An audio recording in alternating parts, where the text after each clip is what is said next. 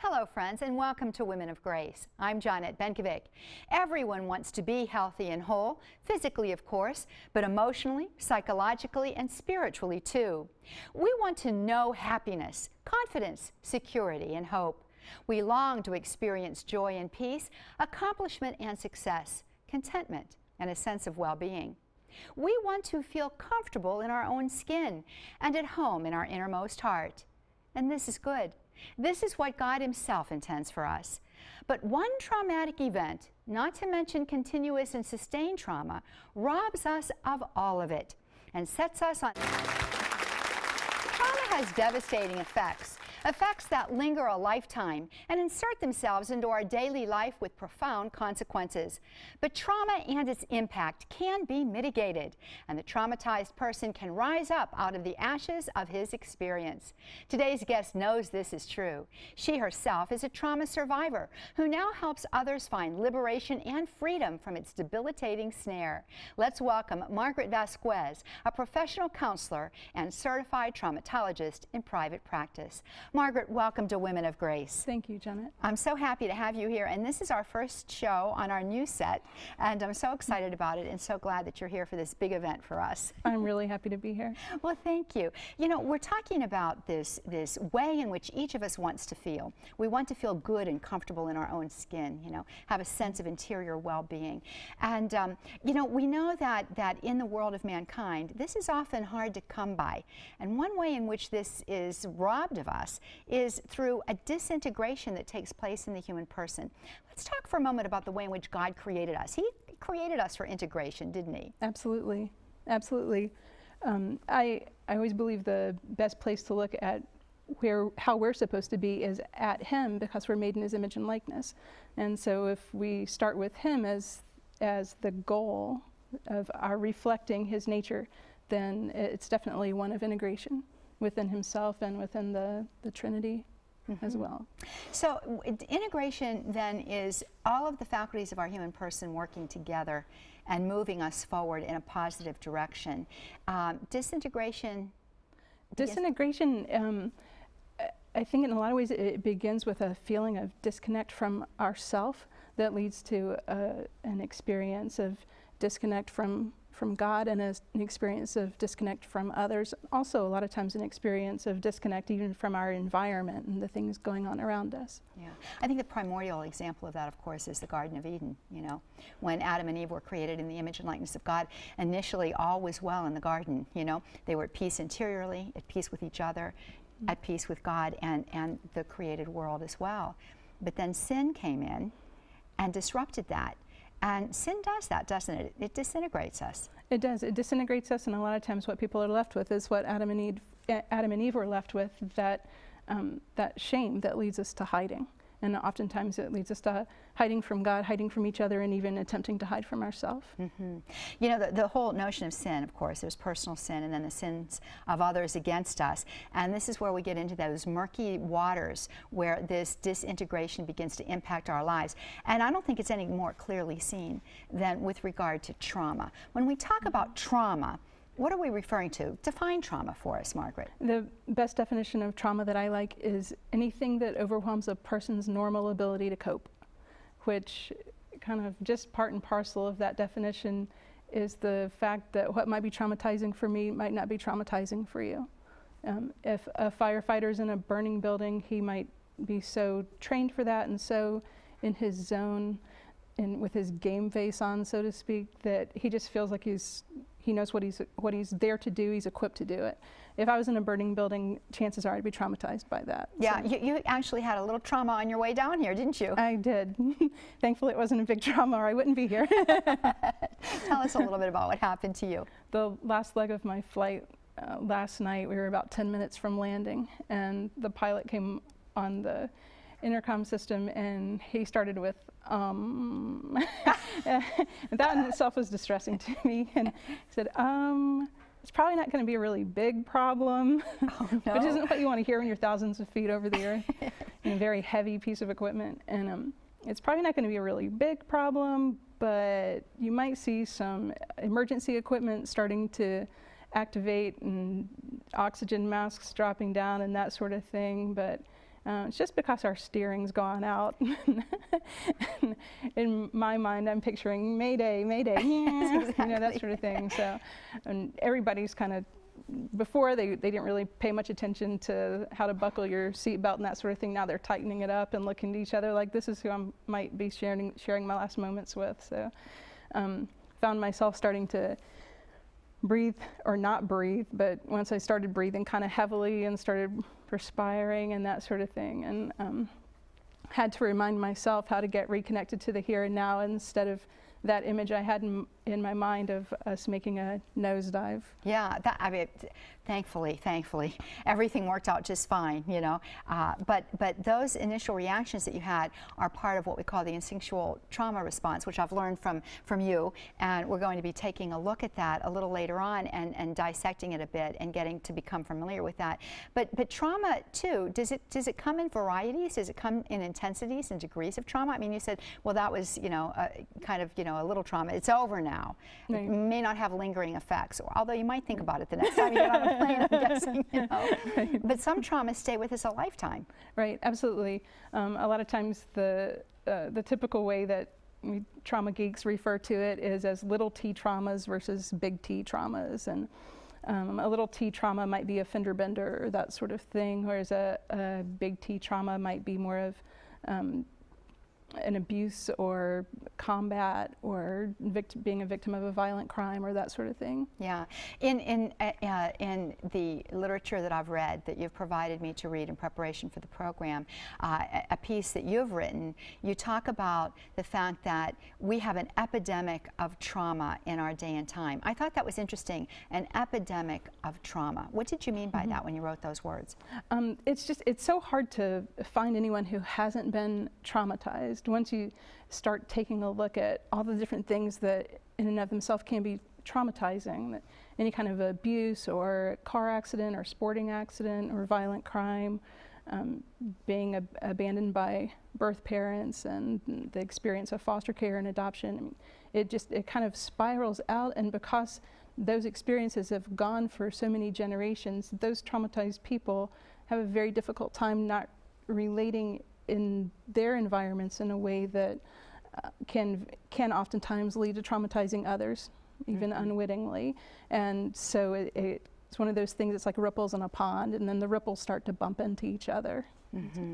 The cycle of trauma that goes on in a person's life, and I shared in the open of the program that you have experienced trauma, that you're a trauma survivor, and it wasn't just about the plane ride. That's right. That's right.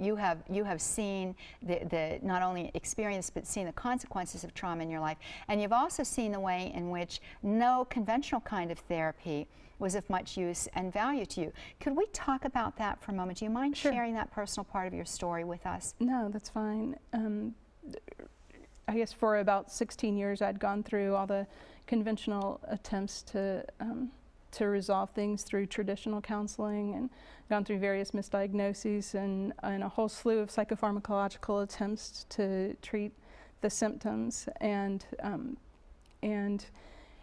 for time, the symptoms may tend to fade or ebb and flow or that sort of thing, but there was always this fundamental sense that I was waiting for the next shoe to fall. And it was halfway through my master's in counseling program that I decided that in good conscience I didn't think I could become a counselor, because I really didn't believe it worked. For me, working meant that it worked in the hardest situations, that you could help someone overcome even the most difficult things they'd been through. And I'd come to the conclusion that I really didn't believe that it worked. And so I was really struggling with an ethical dilemma of, can I become a counselor if this doesn't really work? And that it was at that point that I was referred to the intensive trauma therapy, where this particular method of treatment was developed, and went through intensive treatment down there. Very brief, actually, intensive treatment, 2 weeks. And it saved my life and drastically changed my life. And I was relieved to find out that year and a half of work on my master's in counseling wasn't for nothing. I didn't have to go find another profession to train for. So decided wholeheartedly to become a trauma therapist, because I knew that it made a difference. It matters. You know, and I have to just share this with everybody out there that, you know, in speaking with Margaret, and I'm sure that you're seeing this right now, even as we're together here, there's a passion about what you are doing, and it's because you know it, as you say, That's right. when we talk inside out, That's you right. know, and you have seen the benefits of this type of therapy, and we're going to be talking more about that therapy. But I'd like to talk for just a few moments, if we could, about what this whole situation of trauma does in a person, and how, in a sense, it does this wicked deed of disintegration, taking them away from their optimum potential and capacity and putting them into something far less, and also making them almost a stranger to themselves. Sure.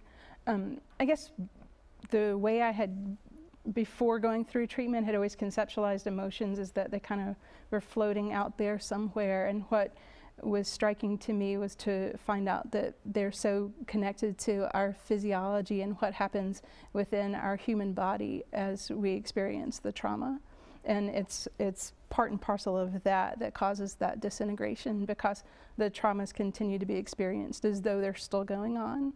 So if I'm with you and not relating to you like we're here and now, but relating to you out of the there and then of whatever traumatic experience I've had, it's going to be two vastly different ways of relating to you. Yeah. How would somebody who's watching today begin to determine if something that they have experienced, that they consciously remember, has had this kind of a profound impact on them? That's a really good question, because a lot of times, most often, trauma isn't connected to its roots. A lot of times the symptoms don't really start to manifest themselves until even weeks or months after the events themselves. Normally what we go off is based on symptoms, and usually those sort of symptoms are kind of broken down into three main clusters as far as in regards to post-traumatic stress disorder. Hypervigilance, where the person stays very keyed up and finds themselves being more on edge and having a difficult time relaxing. Avoidance, where the person tends to avoid anything that's reminiscent of that traumatic experience or those traumatic experiences that they've been through. And re-experiencing, where either through flashbacks or nightmares or intrusive thoughts popping into the person's mind, even if they're not consciously aware of them, sometimes there's just an emotional roller coaster where the person encounters a sight or a sound or a smell or a song or something that was in some way connected with the trauma they went through, and suddenly they're carried back to that intense fear or anxiety or anger that they had in a particular situation. And having that stimulus, whatever it might be, and I know that researchers, scientists tell us that the sense of smell, for example, is one of the most lasting senses that we have. But let's suppose that you smell something, a whiff of perfume, or I don't know, something burning, and as a child you experienced a house fire or something like that. And when that stimuli kicks in, whatever that when that stimulus kicks in, whatever it might be, do you re-experience the trauma again? Oftentimes that's what happens for people.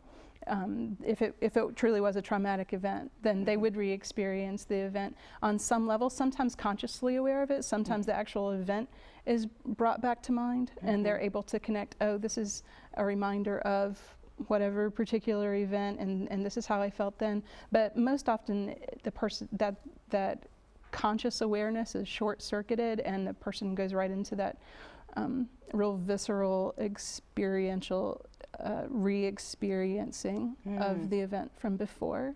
I have more questions for you, Margaret, but we have to go to a break. And when we come back, Father Ed is going to be joining us, and we invite you to stay with us. You're watching Women of Grace. Our guest today, Margaret Vasquez. We'll be right back. Stay with us.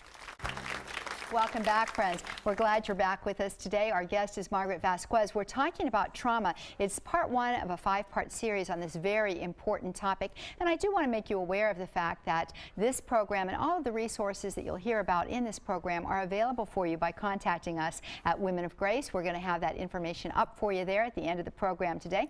Father Ed Sylvia has joined us. As you know, he is our chaplain and our theological advisor. Father, welcome to our new set, sitting on it for the first time right now. It's very very exciting to be here. You know, as we went to that break, we were talking about trauma, the way in which it's experienced, and we talked about the various 3 ways in which an individual can respond after this trauma. One is through hypervigilance, another is through just kind of basically a removal from the whole deal, maybe almost like into a denial kind of a phase. And then the third is a reactive phase where they, due to some kind of a stimulus that they experience, re-experience that again and again and again.